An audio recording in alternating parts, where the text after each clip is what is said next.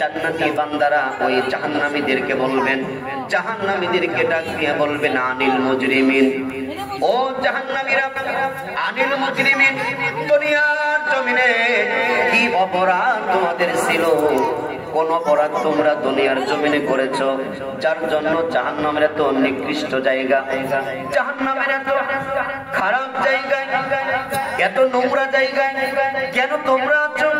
আনিল মুজরিমিন, দুনিয়াতে কোন অপরাধ করেছো? এবার জাহান্নামীরা জান্নাতীরা ডাক দিয়ে বলবেন মা সালাকাকুম ফি সাকার, সাকার নামে জাহান্নামের মধ্যে কেন আছো? এই সাকার নামে জাহান্নামের মধ্যে তোমাদেরকে কেন রাখা হয়েছে?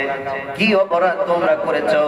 ওরা বলবে আমাদের জীবনের মধ্যে আমরা অপরাধ করেছি চারটা। কথা বলেন কয়টা? আর একটু জোরে বলতে হবে কয়টা? এই চারটা অপরাধ যারা করবে তারা হচ্ছে মুসলমান।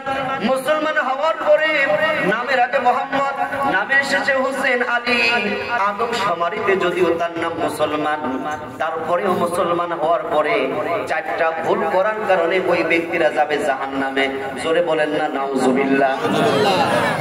ডাইরেক্ট কোরআন থেকে বলছি, ওই ব্যক্তিরা যাবে জাহান্নামে। সে ব্যক্তি মুসলমান, কালেমা পড়েছে, ইসলাম গ্রহণ করেছে, নামের আগে মোহাম্মদ, জনাব, হযরত, আলহাজ, কিন্তু নামের শেষে আছে হোসেন, আলী। বোঝা গেল মানুষটা মুসলমান, আদম সমারিতে মুসলমান, বাংলাদেশি মুসলমান রাষ্ট্রের মানুষ, কিন্তু যাদের মধ্যে চারটা এরকম করে বদগুণ থাকবে, আমার আল্লাহ রাব্বুল আলামিন সাকার নামে জাহান্নামের মধ্যে তাদের মধ্যে দিয়ে দিবে।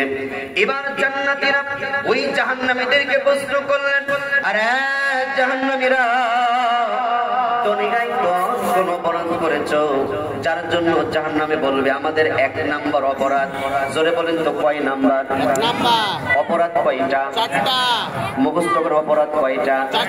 এক নাম্বার অপরাধ। জাহান্নামীরা কোরআন দিয়ে জবাব দিচ্ছে, ক্বালু লাম নাকু মিনাল মুসাল্লিন।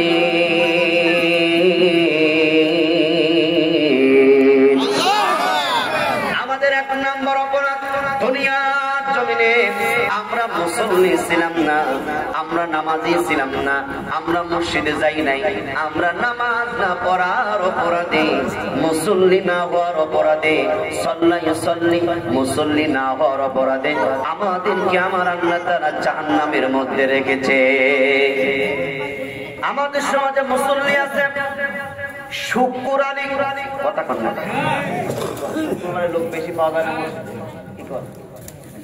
হ্যাঁ।